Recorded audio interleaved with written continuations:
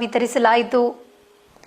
ಬೀದರ್ ತಾಲೂಕಿನ ಚಟ್ನಳ್ಳಿ ಗ್ರಾಮದ ಸಮೀಪದಲ್ಲಿರುವ ಕುಷ್ಠರೋಗಿಗಳ ಓಣಿಯಲ್ಲಿ ಕರ್ನಾಟಕ ರಕ್ಷಣಾ ವೇದಿಕೆ ಗಜಸೇನೆ ವತಿಯಿಂದ ಹಾಲು, ಹಣ್ಣು ಹಾಗೂ ಬೆಡ್ಶೀಟ್ಗಳನ್ನು ವಿತರಿಸಲಾಯಿತು. ಈ ಕುರಿತು ವೇದಿಕೆಯ ಜಿಲ್ಲಾಧ್ಯಕ್ಷರಾದ ಪ್ರಶಾಂತ್ ಭಾವಿಕಟ್ಟಿಯವರು ಮಾತನಾಡಿ, ಈ ವರ್ಷ ಸಮಾಜದಿಂದ ಹೊರಗುಳಿದ ಕುಷ್ಠರೋಗಿಗಳ ಜೊತೆ ವೇದಿಕೆಯು ಕರ್ನಾಟಕ ರಾಜ್ಯೋತ್ಸವವನ್ನು ಆಚರಿಸಿದೆ. ಇದು ನಮಗೆ ಹೆಮ್ಮೆ ಎನಿಸುತ್ತಿದೆ.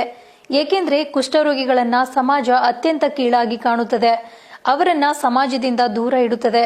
ಆದರೆ ಆ ರೋಗಿಗಳಿಗೆ ತಮ್ಮದೇ ಆದ ಮನಸ್ಸಿದೆ, ಆಸೆ ಆಕಾಂಕ್ಷೆಗಳಿವೆ ಎಂಬುದನ್ನು ಈ ಸಮಾಜ ಮರೆತಿದೆ.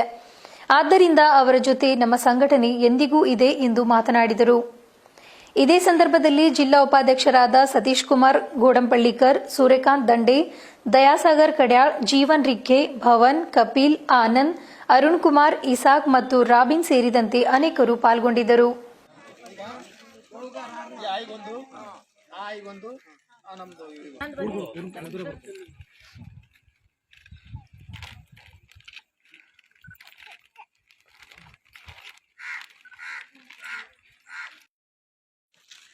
ಜಗದವಿ ಶೋಭಾ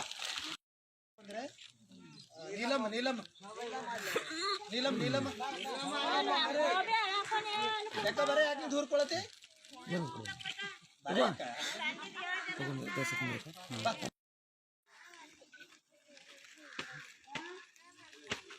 दसरात हैदर अली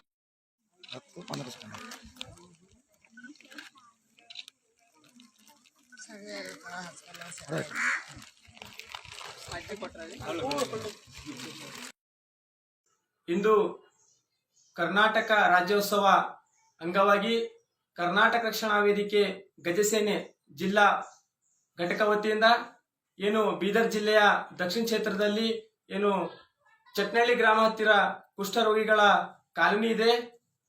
ಈ ಕಾಲೋನಿಯಲ್ಲಿ ಎಲ್ಲ ಕುಷ್ಠರೋಗಿಗಳು ವಾಸವಾಗಿದ್ದಾರೆ. ಅವರ ಜೊತೆಯಲ್ಲಿ ಈ ವರ್ಷ ನಾವು ಕರ್ನಾಟಕ ರಾಜ್ಯೋತ್ಸವವನ್ನು ಆಚರಣೆ ಮಾಡಕ್ಕೆ ಬಂದಿದ್ದೀವಿ.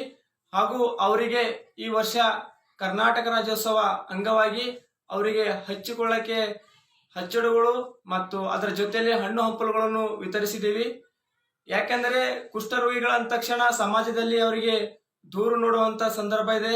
ಯಾರು ಅವರಿಗೆ ಮುಟ್ಟುಕೊಳ್ಳಲ್ಲ, ಅವರಿಗೆ ಯಾರು ಕರೆಯಲ್ಲ, ಅವರ ಸಂಬಂಧಿಕರು ಕೂಡ ಅವರಿಂದ ದೂರವಿರುವ ಒಂದು ನಾವು ಈ ಸಮಾಜದಲ್ಲಿ ನೋಡ್ತಾ ಇದ್ದೀವಿ. ಕುಷ್ಠರೋಗಿಗಳದ್ದು ಒಂದು ಜೀವನ ಇದೆ.